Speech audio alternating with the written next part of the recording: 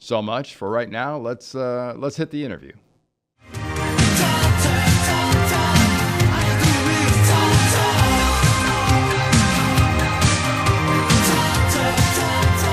Welcome. And as promised, joining us right now is Aaron Taylor from CBS Sports, founder of the Joe Moore Award that recognizes the best offensive line in the country.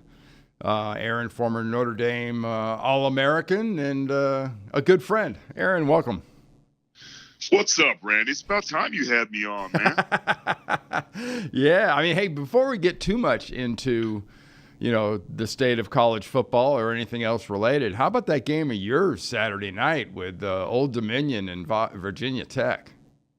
I think it was the upset of the season and the biggest win in Old Dominion history. It was an absolute blast to be a part of. And with no disrespect to the Monarchs, man, but you felt like you were almost in a big Texas high school stadium.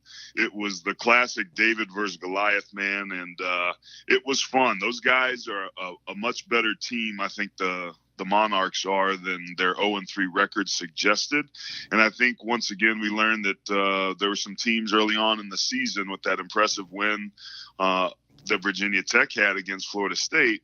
I think Virginia Tech was a little bit of fool's gold, and because they were a young team, I think they walked in there thinking that they were going to be home back in the 757 where a lot of their Hokie players are from, that they were going to take it to Old Dominion, but they put their backup quarterback in there on the second series of the game, LaRussa, and he just lit them up, man. It was an awesome, awesome event to be a part of. And so we've been lucky, man. We've had 3 upsets this year. We had Colorado State over Arkansas, San Diego State over Arizona State, and then Old Dominion over Virginia Tech. So it's been an upset season so far. And this weekend we had 6 ranked teams that went down. Army almost got that was close. Oklahoma. It was unbelievable.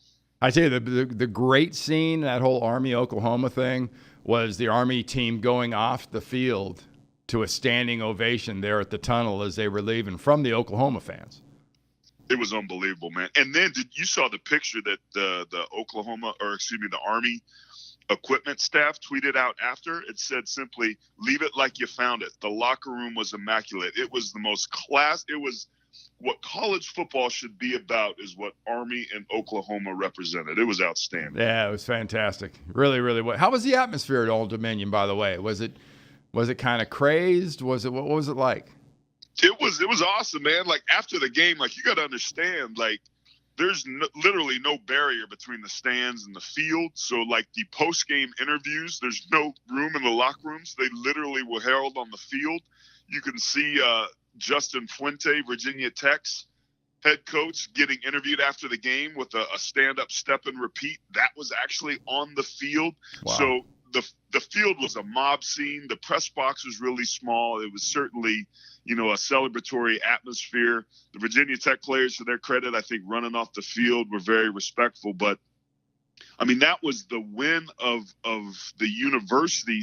That was the biggest win in their history. Oh yeah. And it was a packed house, and it wasn't just Virginia Tech fans. I mean, the schools are about 5.5 hours apiece, but it was a party, man. I mean, I was popping champagne and dancing. They had music going. It was quite the event, man. It was really, really fun. That's fantastic. What struck you the rest of the games, the rest of the stuff, besides the obvious one thing, that gigantic elephant in the corner of the room, that Alabama's pretty good?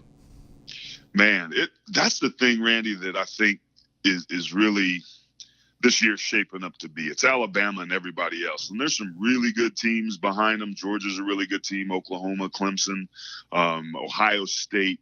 But it really seems like Alabama's kind of the cream of the crop. And that was the thing that Nick Saban got on the podium after the game, was talking about rat poison. Was like, hey, write some stuff, that my guys don't do well. They're going to read their press clippings, and he doesn't want them to stub their toe, kind of like Virginia Tech did. I think it's a different situation there. But, I mean, Army taking Oklahoma into overtime and getting them to the mat.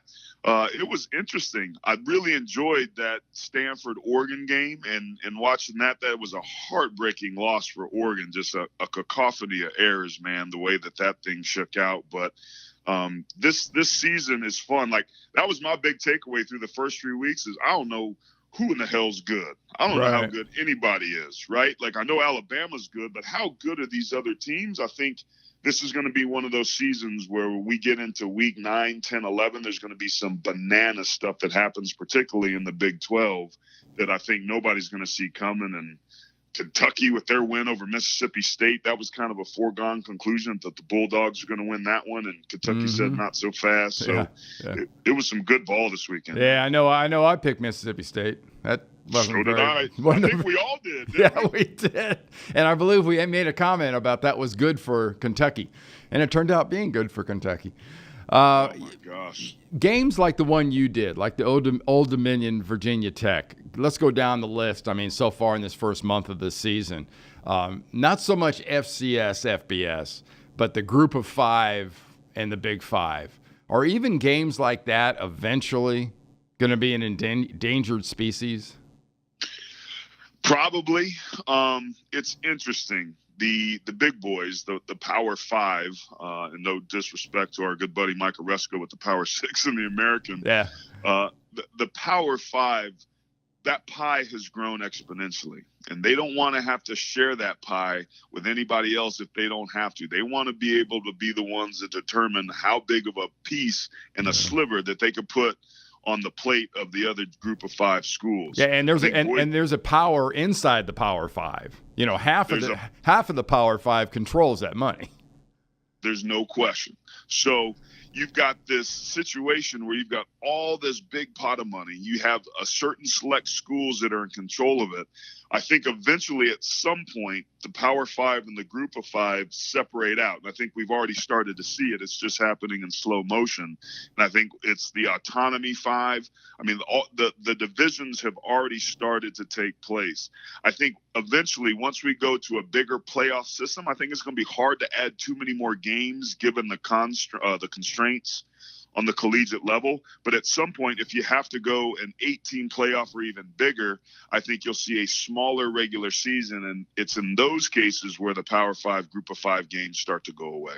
Well, I mentioned it in the open, and I've got my you can't see this. Obviously, you're on the phone. I'm holding up my Joe Moore Award pin. How things going on that? I mean, it's a fantastic award. It recognizes the best offensive line in the country. And it's something that is got to be very gratifying for you because the way it's been embraced from inside the community, not even inside the football community, but inside a smaller subset, which is inside the line part of the community.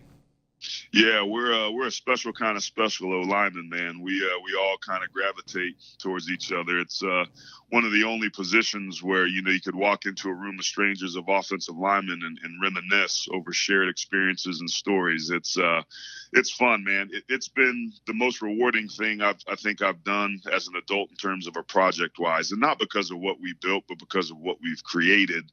And you hit it, man. It's community. It's those conference calls that we have. It's all the tape that we watch. It's how engaged everybody is, including the offensive line community within collegiate football. We've got, look at the list of the dudes that we have that give their time during the most busy time of the year, starting with you, and then Pat Hill and Cole Kubelik and Jeff Schwartz and Lance Zierlein and Duke Miniweather and Dave Harding. I mean, the list goes on and on and on of guys that are gainfully employed, have a ton of other things to do, but grind out tape week after week. Mike Golick Jr., we know how busy he is with all the stuff he does on ESPN, but guys are committed. And the reason that we are is because we finally created a way, I think, to acknowledge the significance and the impact that offensive line play means to winning football. We've always had kind of this foregone conclusion that, you got to win in the trenches. Well, now we've got a way to acknowledge those units that are allowing their teams to do it. So in year one, when Alabama did it, there was nobody in the country that was more physical for them than them. They were head and shoulders above everybody else.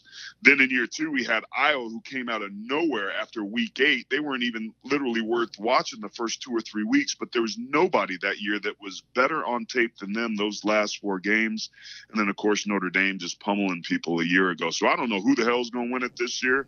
The offensive line play's been down these first couple weeks. I think Georgia probably, if it ended right now, would probably win, but I don't know how tested they've been. So there's some work to do to earn this. We don't gift this award. The units earn it, and we merely give it to them after they've earned it. But it's going to be an interesting year once again, man.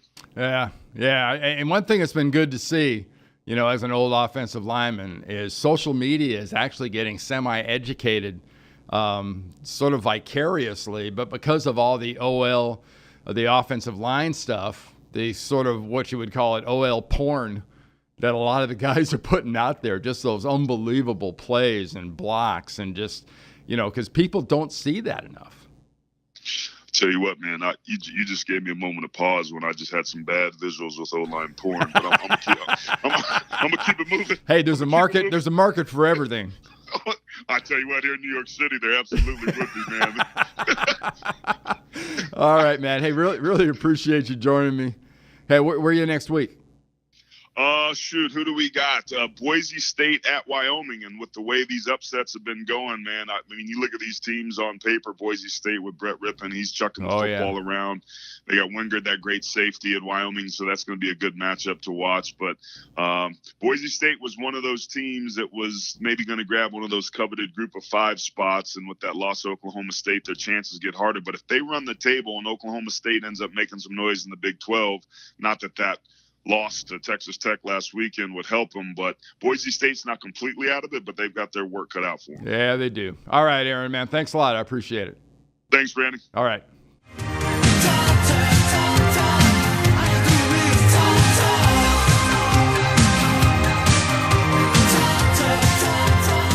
Well, thank you to Aaron